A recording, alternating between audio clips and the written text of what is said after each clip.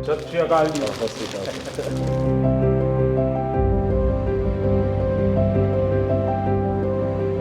हिंदुस्तान के गांव का एक लड़का जब दुनिया में नाम रोशन करता है तो अच्छा लगता है। और आप तो नसीब वाले हो जी, आपके परिवार ने आपका नाम दिलजीत रखा तो आप जीतते ही जाते हो लोगों को। हम पढ़ते थे, मतलब ये लिखा हुआ सब जगह और खुद कि मेरा भारत महान, लेकिन मेरा भारत महान मैंने इस टूर में एक्चुअल जाना सर। जब मैं भारत घूमा ना जी पूरा, तो मेरे को पता चला ये क्यों कहते हैं मेरा भारत महान। सचमुच में भारत की विशालता एक अपना शक्ति है जी। ये बेनिफिट जनसंख्या इसलिए मिलता है ऐसा नहीं है, हम लोग एक वाइब्रेंट सोसाइटी है।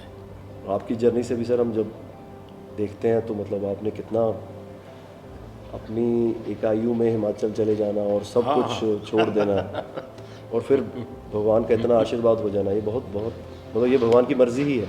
उसके बिना क्या होता है? 100%। हमारे देश में हर इंसान पौधे में भी परमात्मा देखता है। 100% देखते हैं, मतलब हम वेस्टेज नहीं करते हैं। हाँ, थ्रो अवे कल्चर वाले लोग नहीं हैं। रिसाइकल रीयूज अभी दुनिया में नाम आया है, हमारे तो ब्लड में है। हाँ जी, दुनिया को इसका पता नहीं है। कभी आप अपने कार्यक्रमों के द्वारा ये ज़रूर कर सकते हैं जी। कि भारत के लोग पर्यावरण की रक्षा कैसे करते हैं।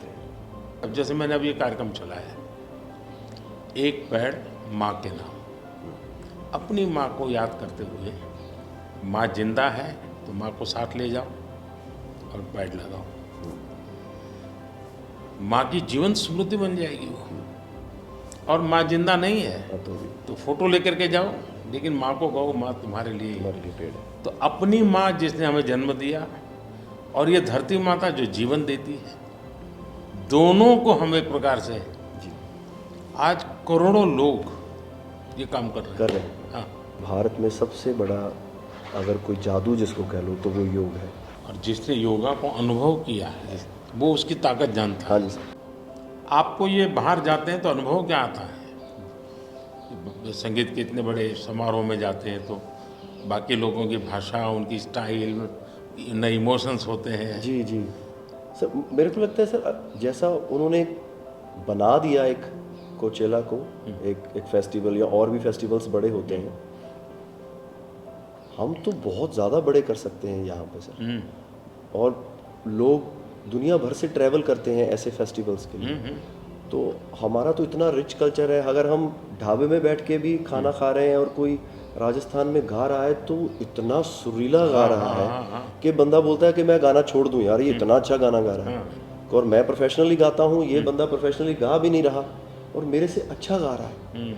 इतनी ज़्यादा उनके अंदर कला है। वो लोग बना के बैठ गए, और अगर हमारे इधर कोई ऐसा डेवलप होगा तो दुनिया भर से लोग, मेरे मन में कल्पना है, आ सकते हैं सर। मैं सोच रहा था कई वर्षों से, लेकिन अब वो मैं इसको कर रहा हूँ। वेव्स, मेरा मत ये है कि इतना बड़ा देश और दुनिया की सबसे ज़्यादा फिल्में यहाँ बनती हैं। हाँ जी सर। दुनिया में सबसे बड़ी क्रिएटिव इंडस्ट्री यहाँ हो, यहाँ है जी।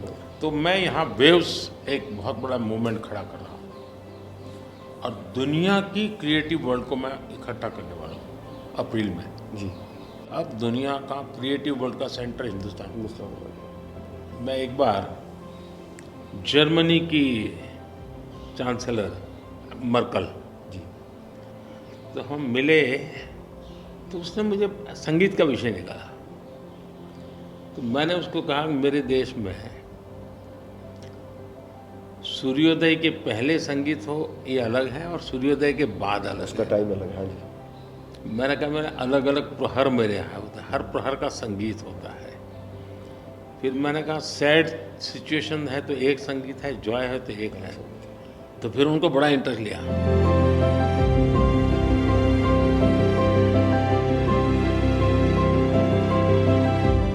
मैं सचमुच में साहबजादों का जो बलिदान है जी सर। लेकिन सिख परंपरा ने उसको जिस प्रकार से निभाया है, जी अद्भुत है। मैं तो पंजाब में रहा हूँ तो मुझे मालूम है, माता गुजरी और 7 दिन तक लोग सोते नहीं, और घर सच्ची नीचे सच्ची सोते ज़मीन हैं। पे सोते हैं जी। हाँ जी, हाँ जी, मुझे खुद को बड़ा इमोशनल अपील करता था। हाँ जी, हाँ जी, तो फिर मैंने यहाँ आकर के 26 दिसंबर को हाँ जी, बाद में। वीर बाल दिवस मना था। हाँ जी, और मैं देश के हर बच्चा को चाहता हूँ कि वो समझे कि कैसे वीरता होती थी, जी सर। आस्था क्या होती थी। कच्छ के अंदर लखपत में गुरुद्वारा है। 2001 में जब भूकंप आया तो उसको काफ़ी नुकसान हुआ गुरुद्वारा को। गुरु नानक देव जी वहाँ रहे थे तो मुझे बड़ी गहरी चोट पहुँची।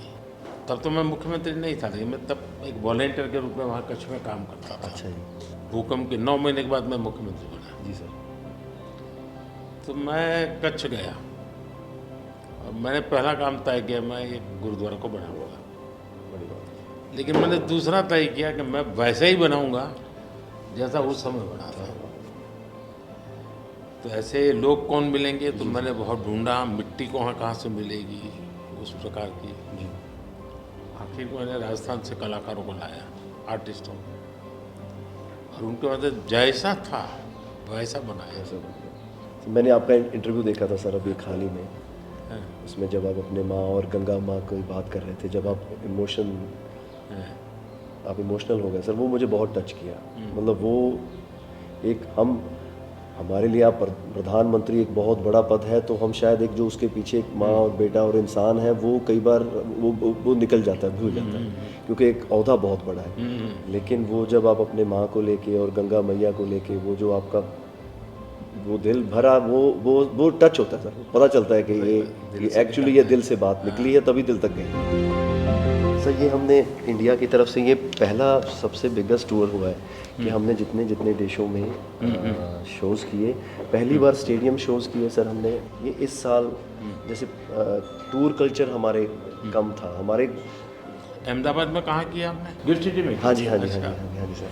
वो गिफ्ट सिटी भी एक मेरा बड़ा ड्रीम प्रोजेक्ट हाँ जी, हाँ जी सर, हमने सबने हमको बताया सर, हमसे जलेबी फाफड़ा भी खाया और सबने बताया। सबसे बड़ी बात है, मैं आपकी तारीफ करने के लिए नहीं कह रहा, नहीं सर। इस शोहरत को पहचाना। और मैं आपके व्यवहार से देखता हूँ, लोगों से सुनता हूँ कभी कभी, तो मुझे लगता है कि आपके माता पिता के संस्कार का हो या गुरु की कृपा का हो, आपने इन सारी चीज़ों को पचाया है, शुक्र। उछल नहीं पड़े।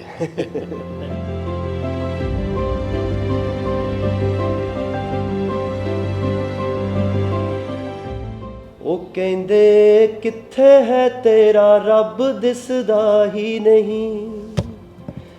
ਮੈਂ ਕਿਹਾ ਅੱਖਾਂ ਬੰਦ ਕਰ, ਧਿਆਨ ਧਰ ਮਹਿਸੂਸ ਕਰ। ਇਹ ਮਸਲਾ ਬਾਹਰ ਦੀ ਅੱਖ ਦਾ ਨਹੀਂ, ਅੰਦਰ ਦਾ ਹੈ। ਮੈਂ ਕਿਹਾ ਅੱਖਾਂ ਬੰਦ ਕਰ, ਧਿਆਨ ਧਰ ਮਹਿਸੂਸ ਕਰ। गुरु नानक ता अंग संग है, तू ही बस गैर हाजिर है। गुरु नानक, गुरु नानक, गुरु नानक।